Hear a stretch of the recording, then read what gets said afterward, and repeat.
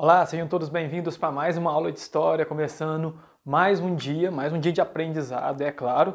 E na nossa aula de hoje nós vamos começar a estudar sobre essa matéria nova que vocês copiaram o esquema no caderno de vocês na aula passada, que é sobre a ditadura militar. Na aula passada eu pedi que vocês copiassem, o esquema de vocês, no caderno, já deu uma introduçãozinha o que nós vamos estudar e hoje de fato nós vamos mergulhar então nessa matéria muito, mas muito importante. Pode ter certeza que vocês vão ouvir falar muito dela, tanto agora no nono ano, que vocês estão estudando, no ensino médio também. E já garanto para vocês, em Enem cai muito ditadura militar, qualquer prova que você for fazer externa, seja ela vestibular ou não, cai a ditadura militar, que é um momento muito, mas muito importante na nossa história brasileira e meio que contemporâneo também, porque não tem tanto tempo, se a gente for analisar, que se passou. Por isso que muita gente comenta nos dias de hoje a questão da ditadura militar, porque é um assunto que vira e mexe, vem à tona nos telejornais. Será que pode voltar uma ditadura militar no Brasil? Será que vai ser possível voltar? E é justamente esse entendimento, para a gente ficar ter nas nossas opiniões se compensa voltar, se vale a pena voltar ou não, esse momento da nossa história aí sobre a ditadura militar. Mas para a gente entender melhor sobre a questão da ditadura militar, vamos entender o que estava acontecendo, o que estava ocorrendo no mundo e no Brasil antes de fato, então, ser implantado a ditadura militar aqui no nosso país. Então, o golpe militar ele aconteceu no dia 31 de março de 1964. Então a ditadura começa a ser implantada aqui no Brasil no ano de 1964. E durou então aí, o que era para ser praticamente aí, em pouco tempo para se resolver, durou aí 21 anos. Então a ditadura militar no Brasil durou durante esse tempo aí mais de 2 décadas, e 2 décadas aí que a gente pode falar de transformações positivas e muita transformação negativa também. Então esse passo a passo que eu quero mostrar para vocês a partir de agora. O golpe militar, como eu disse para vocês, então, ele ocorreu então no ano de 1964. Vamos entender agora os antecedentes, como que estava aí o mundo, como que estava então o Brasil antes de ocorrer esse golpe militar. A situação no mundo, na década de 60 aí, ela era meio conturbada, porque o Japão queria se tornar a maior potência econômica do mundo, combatendo na linha de frente ali junto com os Estados Unidos. Estava ali divergindo, estava ali querendo mostrar mesmo mais poder com relação aos Estados Unidos. A questão da Guerra Fria, que estava no auge também, que estava acontecendo, o mundo estava dividido entre socialismo e capitalismo, então já deixa aquela questão no ar, qual lado que o Brasil vai ficar, que a gente já sabia que era o lado capitalista, assim, que o Brasil estava caminhando, mas uma questão que incomodava, boa parte dos brasileiros e também outros países, é que, o Brasil estava caminhando, para o lado capitalista, a ideologia era capitalista, mas a forma de governo não era totalmente capitalista, por causa da questão dos presidentes que a gente acabou de estudar. Por quê? A imagem que o Brasil representava fora aqui, que João Goulart, Getúlio, JK, Jânio Quadros, enfim, era vista por grupos internacionais como prejuízos para o Brasil.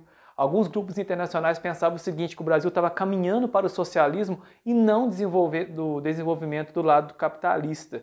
E isso meio que deixou a imagem do Brasil um pouco prejudicada.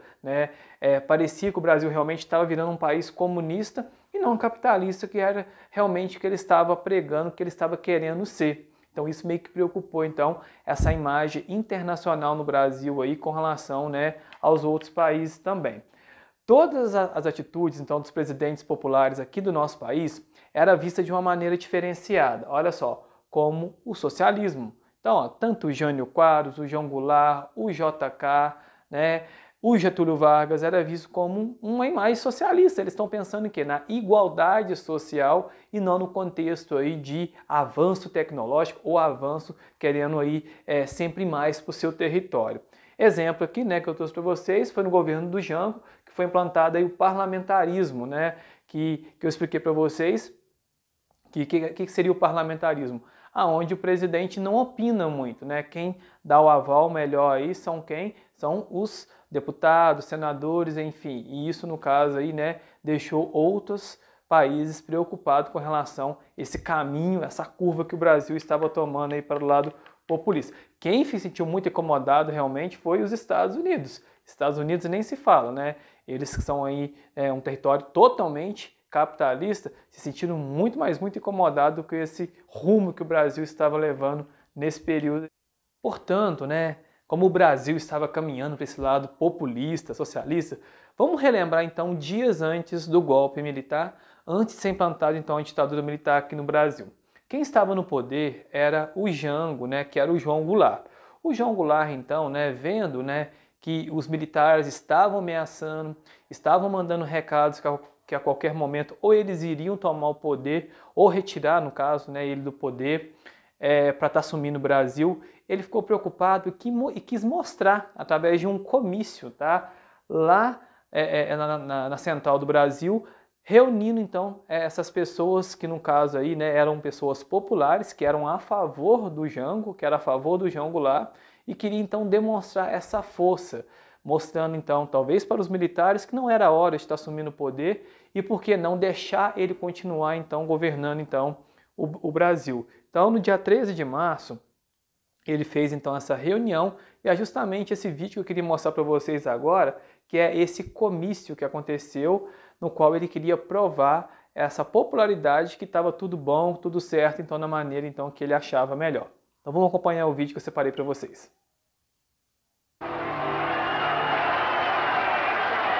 Trabalhadores do campo já poderão então ver concretizada, embora em parte, a sua mais sentida e justa reivindicação, aquela que dará um pedaço de terra própria para ele trabalhar, um pedaço de terra para ele cultivar.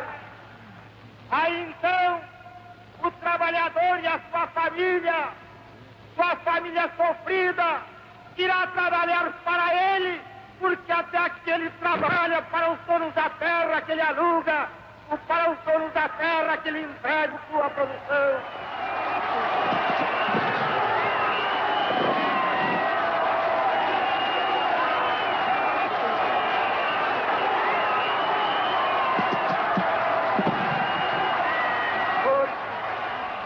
Com o alto testemunho da nação e com a solidariedade do povo, reunido na praça que só o povo pertence, o governo, que é também o povo e que também só o povo pertence, reafirma seus propósitos inabaláveis de lutar com todas as suas forças pela reforma da sociedade brasileira. Não apenas pela reforma agrária, mas pela reforma tributária, pela reforma eleitoral ampla, pelo voto do analfabeto, pela elegibilidade de todos os brasileiros, pela pureza da vida democrática, pela emancipação econômica, pela justiça social e ao lado do povo, pelo progresso do Brasil.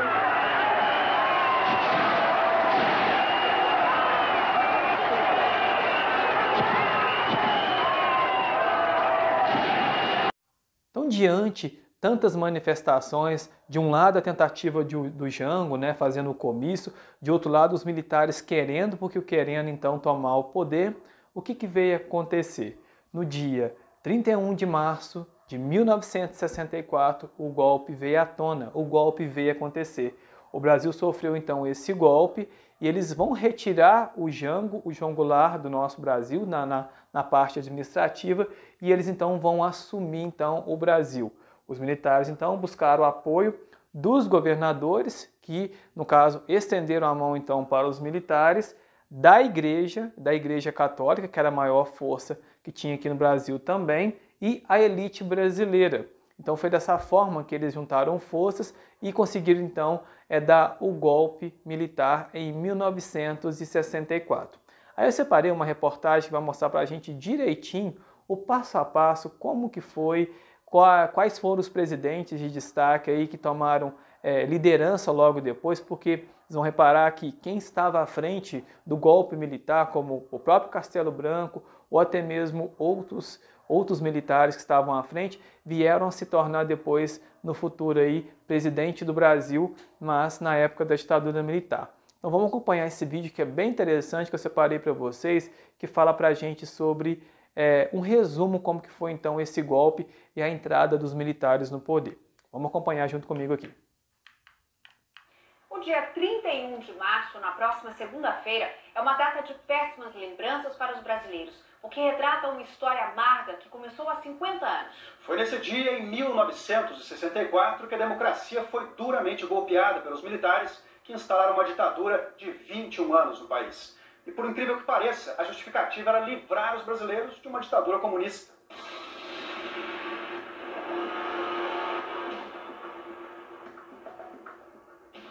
Foram tempos de chumbo, 21 anos de violência, repressão e medo. Uma história que completa 50 anos na próxima segunda, 31 de março. Capitão do regimento do então presidente João Goulart, Ivan Proença, era um militar contrário ao golpe. Em abril de 1964, ele evitou que seria um massacre ao retirar estudantes da Faculdade de Direito da UFRJ no centro do Rio. Estudantes que saíssem ali seriam necessariamente fuzilados. Eu alertei que eles se retirassem, que aquilo era uma área militar e era uma ordem. Ivan foi preso e teve os direitos militares cassados por não concordar com as barbaridades que viu. Os 21 anos de ditadura foram comandados por 2 marechais, Castelo Branco e Costa e Silva, e 3 generais, Garrastazu Médici, Geisel e Figueiredo. O período mais tenebroso da ditadura começou com a morte do secundarista Edson Luiz em março de 1968, durante um confronto entre estudantes e policiais no Rio de Janeiro. A resistência acordou. Pelos campos a fome, em grandes plantações. Diante de um Maracanãzinho lotado, Geraldo Vandré soltou a voz. Para não dizer que não falei das flores, virou um hino da esquerda e foi proibida pelos militares. Refrão, e acreditam nas flores, vencendo o canhão.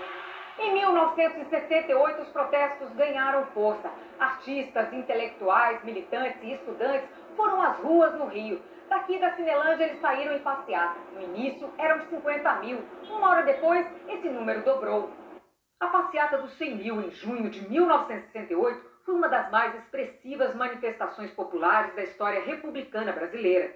Em dezembro, o governo respondeu com o ato institucional número 5, fechou o Congresso, cassou mandatos e abriu as portas para a tortura.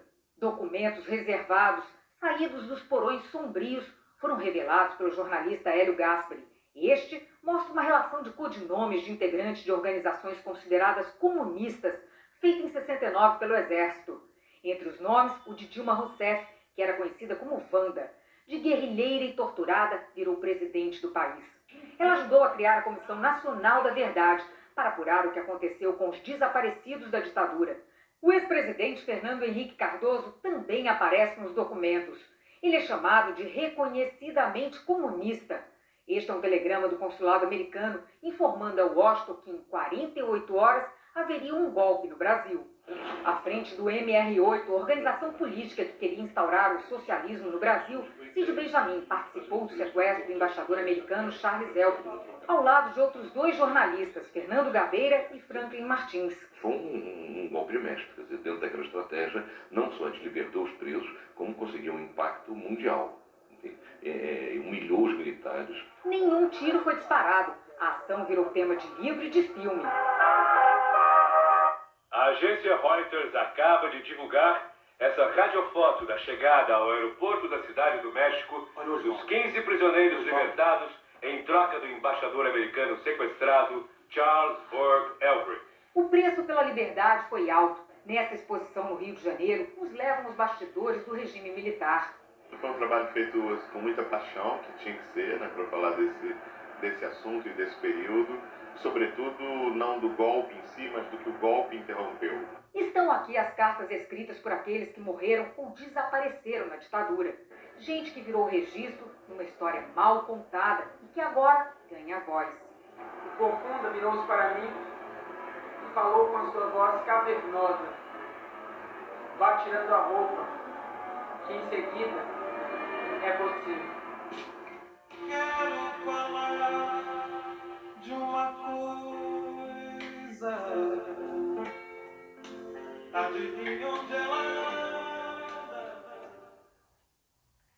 Aí, esse vídeo mostrou pra gente aí, né, um resumão como que foi a ditadura militar, desde o golpe até as repressões, né, ou até mesmo os festivais que a gente vai estar citando então aqui nas nossas explicações, nas nossas próximas aulas. Foi marcado sim, né, por repressões, porque os militares, quando eles assumiram o Brasil, a formação de militar ela é mais rígida, né, ela é mais comprometida, ela é mais organizada. E aquelas pessoas que não andavam na linha, né, assim como os militares estavam querendo, elas eram reprimidas sim, até a questão do estudante, que a gente viu aqui no vídeo, que mostrou pra gente ali por parte, né, de estudantes que não estavam concordando com a forma que os militares estavam governando o nosso país. E foi assim, justamente dessa forma, né, que começou, que deu início à ditadura militar aqui no nosso país, aí, através desse golpe.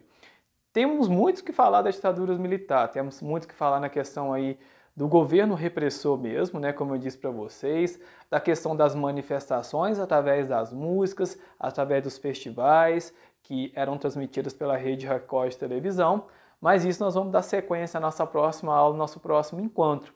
A nossa aula de hoje nós vamos ficar por aqui nessa introdução, nesse início então de implantação da ditadura militar. Mas a ditadura militar não foi somente o Brasil que foi o palco da ditadura militar, não. Outros países aqui da América do Sul também tiveram ditadura militar, e a gente vai poder observar também nas matérias seguintes. Tiveram sim vários países aí voltados então para essa administração militar. E eu vou querer então para vocês aí, para a gente começar a entender um pouco essa matéria então da ditadura militar, eu vou querer que vocês façam para mim, na página 117 da apostila de vocês, o exercício de aprendizagem número 1, número 2 e número 3, para a gente começar então a entender um pouco melhor sobre a ditadura militar, a implantação da ditadura militar no Brasil. Página 117, exercício de aprendizagem número 1, número 2 e número 3. Caprichem nas respostas aí, me enviem as fotos aí logo depois que vocês fizeram, para me dar abaixo que vocês fizeram a atividade.